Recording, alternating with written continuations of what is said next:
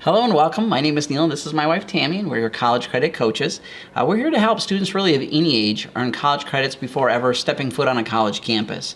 In our second video, we gave a quick introduction to the two testing programs that we've used to help our kids get college credits earlier before going to college. And today we want to zoom in and focus on just one of those programs, and that's called the CLEP program. Again, CLEP is an acronym. It stands for College Level Examination Program. And in this video, we want to give clear answers to 10 commonly asked questions about CLEP. Okay, so let's start with question number 1. How much does a CLEP test cost? As of January 2024, the testing fee for a CLEP test is $93.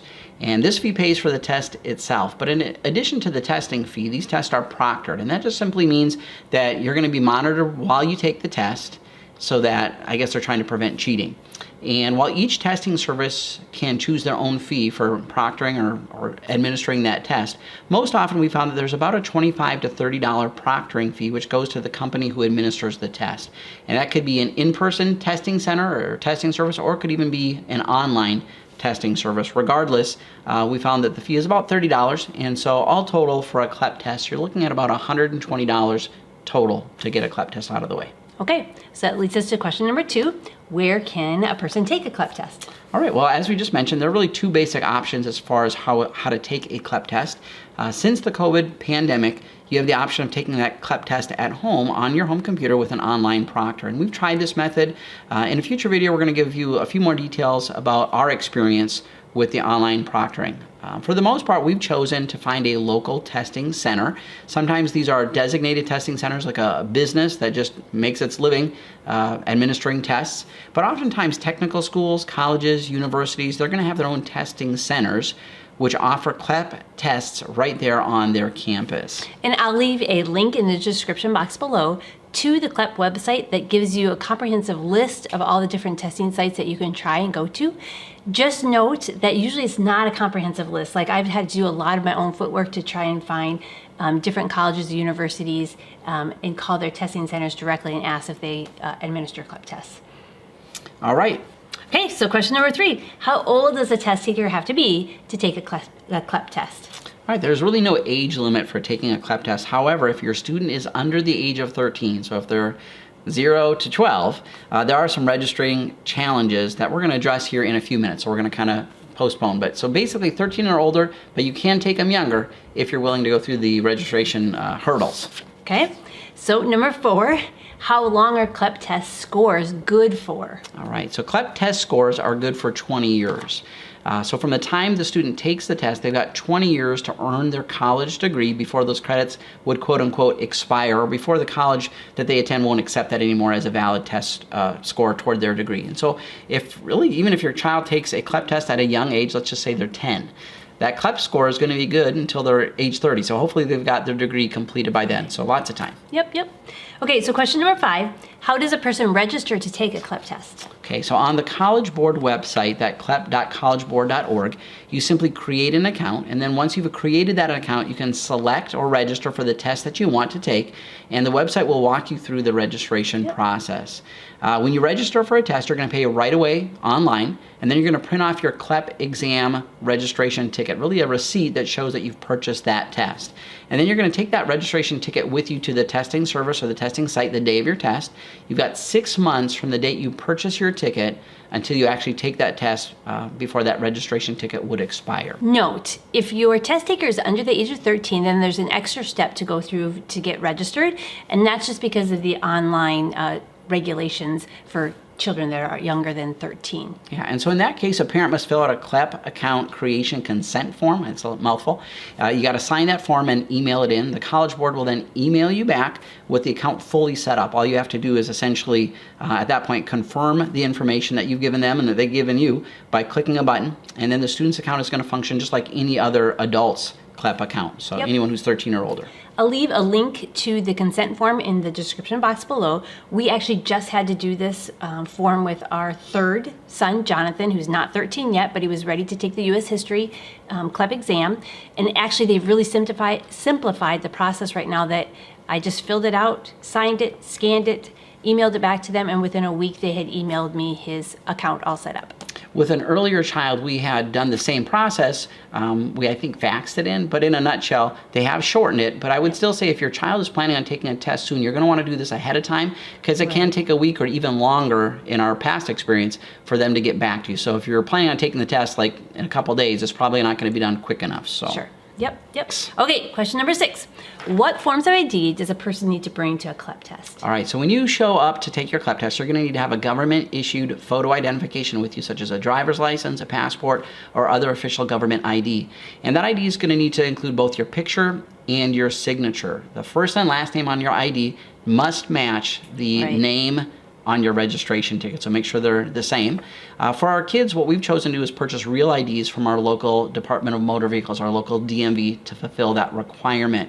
Another option for students who don't have a photo ID, and this we found to be a bit of a hassle when our kids were younger, before we knew about the DMV option, there's another way to do this. You can print out the student ID form from the CLEP website. That form will need to be completed. You're going to have to attach a picture of the student, and then that form has to be signed in front of a notary, and the notary is going to have to put their notary seal over not only the form, but it's got to partially cover the picture of the student. You can't just attach a different picture. Yeah, they want to make sure they want to make sure it's stamped. So to make sure the picture is authentic, and so they're going to want to seal right over the top of that.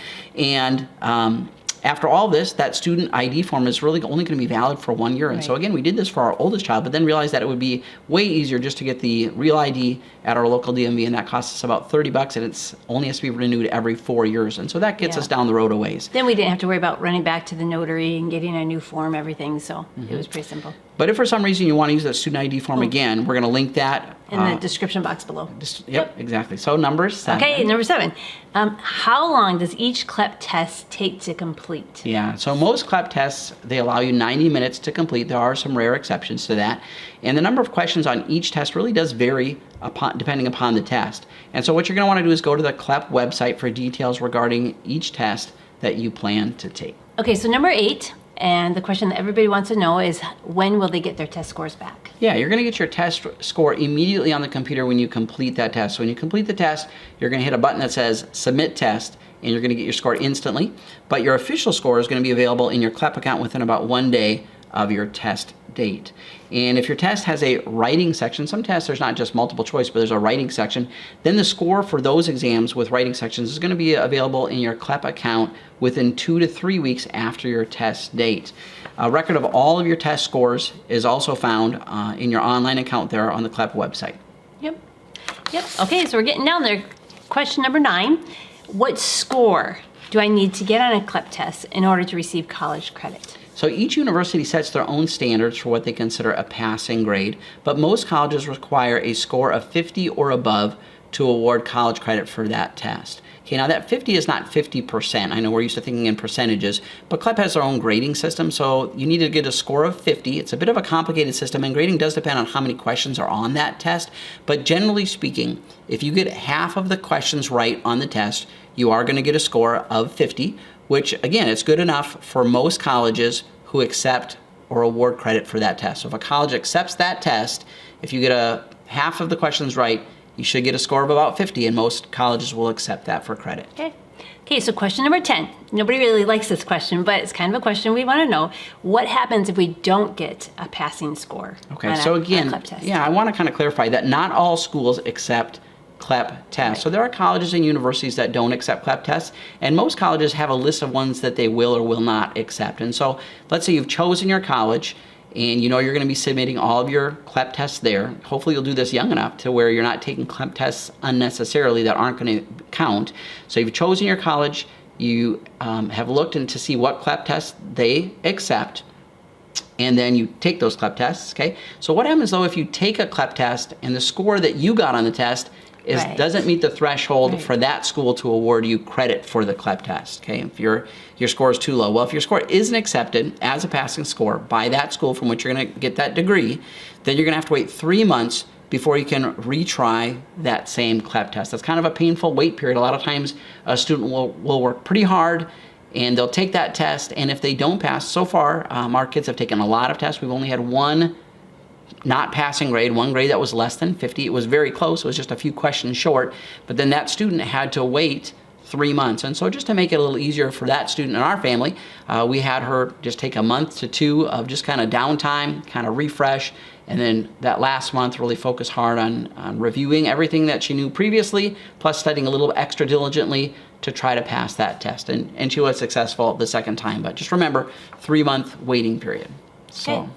all total, that's the 10 commonly asked questions about CLEP tests.